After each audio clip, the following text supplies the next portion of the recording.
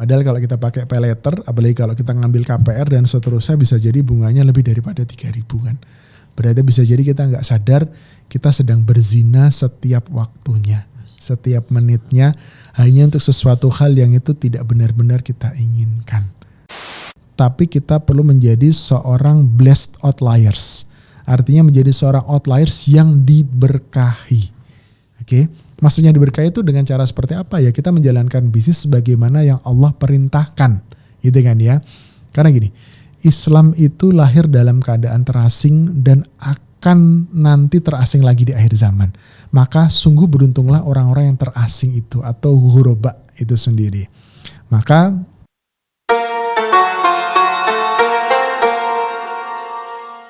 selanjutnya Pak, di era digital ini pembayaran juga banyak yang dilakukan secara digital Pak. Sekarang tuh banyak banget, bahkan sekelas telur gulung sekarang udah banyak yang make e-wallet, kris dan lain-lain.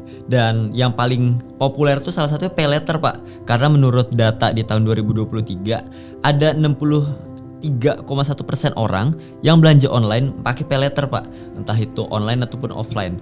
Dan karena pay letter ini banyak banget ya memudahkan orang, menurut Bapak secara pribadi gimana sih cara kita terhindar dari bisnis pembayaran pay letter Pak? Ya, ini mungkin suatu fenomena kali ya. Kalau soal pembayaran digital yang bisa memudahkan, menurut saya sih tidak masalah ya. Misal kita pembayaran menggunakan kris gitu ya, yang itu memang ya dari tabungan kita gitu kan. Yang itu kan sebenarnya fungsinya menggantikan kartu debit ya. Ya kalau emang transaksinya clear dan seterusnya, saya kira itu nggak masalah gitu kan ya. Nah yang menjadi masalah ini kan kalau kita dikit-dikit gunakan pay letter gitu ya. Sebelum kita ngomong ke hukumnya dulu deh, halal atau haram gitu ya. Kita ngomong dulu dari sisi apakah ini sebenarnya secara keuangan baik atau enggak gitu kan ya. Gini. Seringkali kita itu tuh bahasanya itu menjual masa depan kita demi kenikmatan sesaat di saat ini. Gitu ya. Yeah. Kita belum mampu beli itu gitu kan ya. Tapi karena sudah ngebet pengen beli itu, yaudah akhirnya kita beli itu. Yeah, Pak. Ya kan? Yeah. Dengan pakai pay letter yang sebegitu mudahnya. Ya kan? Yang penting kita dapetin kenikmatan itu, terus kemudian kita nggak mikirin seperti apa ke depannya. Tentu ini sebenarnya bukan fenomena yang baik juga. Gitu kan ya. Ya udah simpel gitu kan ya. Kalau misal belum mampu ya udah nabung gitu kan ya. Kalau misal belinya cuma satu ya ngapain beli dua. Kalau misal beli barang mampunya 100.000 ngapain sejuta. Sebenarnya sesimpel itu gitu kan ya. Justru itu izin mohon maaf kalau saya secara pribadi ya saya tidak memiliki kartu kredit gitu ya. Saya juga tidak pernah pakai pay letter dan seterusnya. Ya saya belanja selalu pakai cash atau enggak kartu debit atau QRIS lah kalau sekarang gitu kan. Dan itu menurut saya jauh lebih nikmat karena kita belanja dengan menggunakan ya dana atau uang kita sendiri. Nah belum lagi kalau kita ngomong hukumnya seperti apa. Nah tentunya ini kita menghukumi berdasarkan fakta yang ada gitu ya. Karena saya sendiri juga belum pernah pakai pay letter, saya juga terus terang belum mendalami secara persis pay letter itu seperti apa. Namun jika ternyata misal faktanya adalah kita minjem dana untuk membeli barang gitu ya, terus kemudian kita ngangsur dan ada lebihannya, ya itu bisa jadi tergolong riba nasi'ah.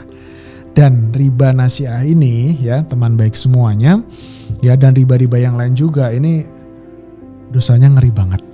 Oke ya.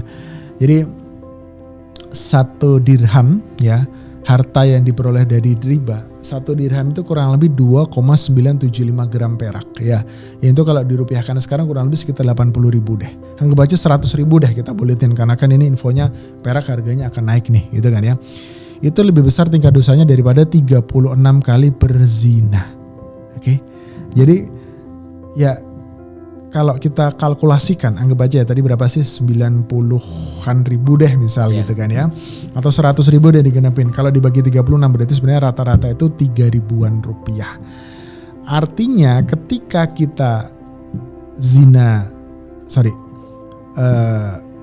satu kali zina ya itu tidak lebih besar daripada dosa riba senilai 3.000 rupiah. Padahal kalau kita pakai pay letter, apalagi kalau kita ngambil KPR dan seterusnya, bisa jadi bunganya lebih daripada 3.000 kan. Berarti bisa jadi kita nggak sadar kita sedang berzina setiap waktunya, setiap menitnya hanya untuk sesuatu hal yang itu tidak benar-benar kita inginkan. Gitu sih. Tadi berapa kali lipat Pak dosanya dari zina? 1 dirham itu lebih besar tingkat dosanya daripada 36 kali zina. 36 kali zina. Dihitung sendiri tuh berapa tuh, bisa dikalkulasikan tuh. Jangan-jangan kalau kita ngambil pay letter terus gitu kan ya. Naudzubillah min dzalik, bisa jadi seolah-olah kita sedang zina terus-menerus tanpa kita sadari. Berarti kalau misalnya ngebandingin jadi mendingan gak pay letter ya Pak. Mendingan zina. Jangan juga ngomongin zina. Juga. Zina itu dosa besar gitu kan ya. Jangan juga, bener Pak. Betul. Gitu. Menurut Pak Nugi sendiri sebagai seorang wirausahawan, gimana sih Pak cara kita supaya bisa terhindar dari bisnis-bisnis pay letter gitu Pak? Oke, ini mungkin spesifiknya nggak cuma pay letter kali ya, tapi mungkin hal-hal lain yang ya bisa jadi ada unsur ribanya gitu kan ya. Gini, jadi dari Umar bin Khattab ya, dari asar beliau menyampaikan bahwa gini, barang siapa yang tidak mempelajari hukum jual beli, maka dia akan memakan riba suka atau enggan. Gitu ya. Bahkan beliau itu sempat melarang seseorang itu untuk memasuki pasar, berdagang, bertransaksi di pasar ketika belum belajar tentang fikih jual beli. Gitu ya. Kenapa? Karena kalau kita nggak tahu jual beli itu seperti apa, maka suka atau tidak kita akan bisa terjebak dalam riba tadi itu. Gitu kan ya. Karena apa? Karena orang-orang di luar sana itu beranggapan jual beli itu sama seperti riba. Jadi kalau pertanyaan Mas Fatur, gimana agar kita bisa terhindar dari bisnis-bisnis yang ribawi dan seterusnya? Belajar, gitu kan ya. Belajar tentang fikih muamalah, belajar tentang riba itu seperti apa, dan belajar juga solusi Islam untuk menghindari riba ini seperti apa. Dan kemudian setelah belajar kita memiliki keyakinan yang kuat. Nah ini soal belief ya. Kita memiliki keyakinan bahwa ya insya Allah bisnis kita bisa berkembang dengan luar biasa cepat, dengan jauh lebih berkah ketika kita tidak main riba. Itu Mas Fatur ya. Kalau misalnya tadi udah ngomongin riba dan pastinya nyinggung tentang bisnis, menurut Pak Nugi sendiri kira-kira bisnis apa sih Pak yang bakal berpotensi besar di tahun 2026 dan yang pasti yang halal ya Pak? Kira-kira menurut Bapak apa Pak? Kalau bisnis apa yang bakal berkembang banyak sih sebenarnya Mas Fatur, gitu ya. Karena gini, ada yang mengatakan gini, kondisi ekonomi ini sekarang katanya sedang tidak baik-baik saja. Ada yang bilang gitu, gitu ya. Pertanyaannya adalah, kalaupun memang sekarang kondisi ekonomi tidak baik-baik saja, gitu kan ya, apakah berarti tidak ada peluang? Jawabannya tidak, gitu kan ya. Kenapa? Karena yakinilah bahwa di dalam setiap krisis, di dalam kondisi yang tidak baik-baik saja, itu justru malah bisa menimbulkan peluang yang luar biasa. Ada fakta menarik yang mengatakan justru malah para miliarder dalam dolar atau triliuner ya dalam rupiah itu justru banyak yang lahir ketika krisis ekonomi, gitu kan ya. Nah jadi kalau kembali ke tadi pertanyaan 2026 ini seperti apa, menurut saya begitu banyak sekali gitu kan ya. Terutama mungkin adalah bisnis-bisnis yang terkait dengan kebutuhan pokok yang itu pasti diperlukan, gitu kan ya. Ya pangan, sandang, papan gitu kan ya.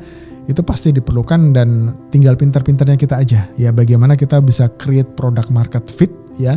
Dalam kondisi market yang seperti ini, produk apa yang cocok, kita juga bisa melihat dari point of view yang berbeda sehingga mungkin kita bisa masuk di area-area blue ocean strategi ya, blue ocean yang memang begitu banyak orang yang akan bisa memerlukan.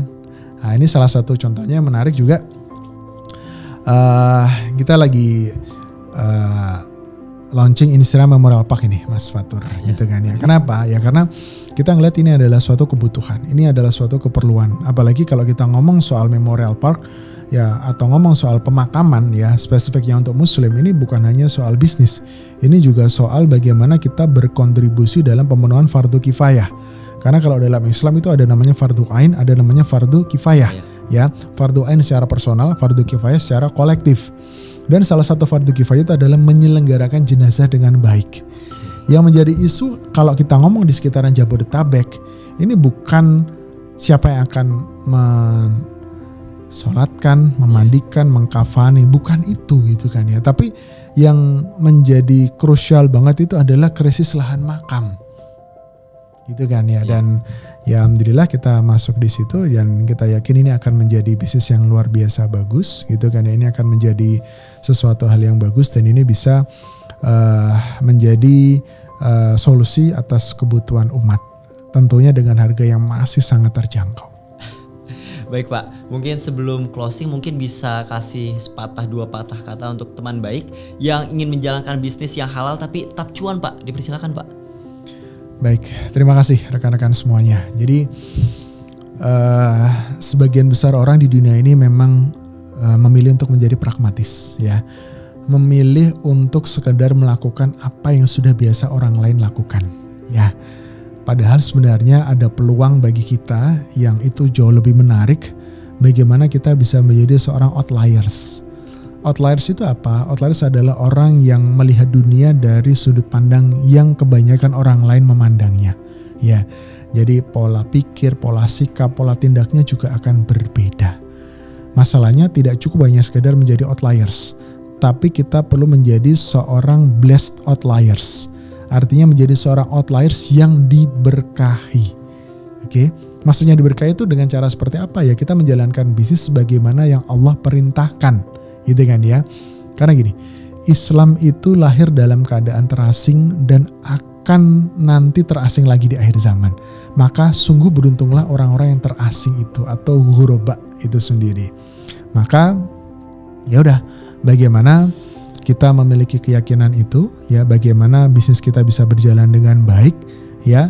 Terus kemudian kita pun juga belajar terus-menerus bagaimana kita bisa menjalankan bisnis kita secara halal dan penuh keberkahan. Intinya pertama kita memiliki mindset yang berbeda, become blessed outliers. Terus kemudian kita memiliki keyakinan bahwa dengan kita menjadi blessed outliers itu bisnis kita menjadi berkembang lebih luar biasa. Yang ketiga, kita terus belajar dan terus belajar. Masya Allah. Baik, sekali lagi terima kasih kepada Pak Nugi karena telah menyempatkan waktu untuk hadir di podcast Inspira episode kedua. Dan teman baik juga terima kasih karena telah menonton episode ini sampai selesai. Jangan lupa untuk di like videonya, di komen dan bahkan di subscribe channel YouTube kita. Kurang lebihnya mohon maaf. Wassalamualaikum warahmatullahi wabarakatuh. See you teman baik. Waalaikumsalam warahmatullahi wabarakatuh.